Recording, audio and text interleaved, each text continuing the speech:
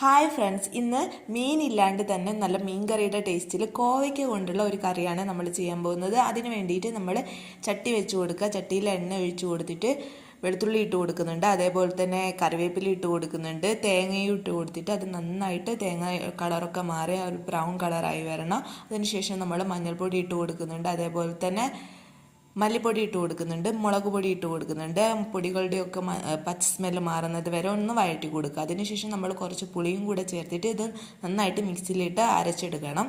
അതിനുശേഷം നമ്മൾ അതേ ചട്ടിയിൽ തന്നെ കുറച്ച് എണ്ണ കൂടെ ഒഴിച്ച് കൊടുത്തിട്ട് നമ്മൾ ഈ കോവയ്ക്ക ഒന്ന് വഴറ്റിയെടുക്കുകയാണ്. കോവയ്ക്ക വഴറ്റിയെടുത്തതിന് ശേഷം നമ്മൾ അതിലേക്ക് തന്നെ സവാള ഇട്ട് കൊടുക്കുന്നുണ്ട്. സവാള ഇട്ട് കൊടുത്തിട്ട് അതും ഒന്ന് വഴറ്റിയെടുത്തതിന് ശേഷം നമ്മൾ അരച്ച് വെച്ചിട്ടുള്ള ആ ഒരു മിക്സ് ഉണ്ടല്ലോ അതുകൂടെ ചേർത്ത് കൊടുക്കുക. എന്നിട്ട് നന്നായിട്ട് തിളയ്ക്കണം. അതിനുശേഷം ഉപ്പ് കൂടെ ചേർത്ത് കൊടുക്കുക ആവശ്യത്തിനുള്ളത്. നമ്മുടെ നല്ല ടേസ്റ്റി ആയിട്ടുള്ള കോവയ്ക്ക കറി റെഡിയായി.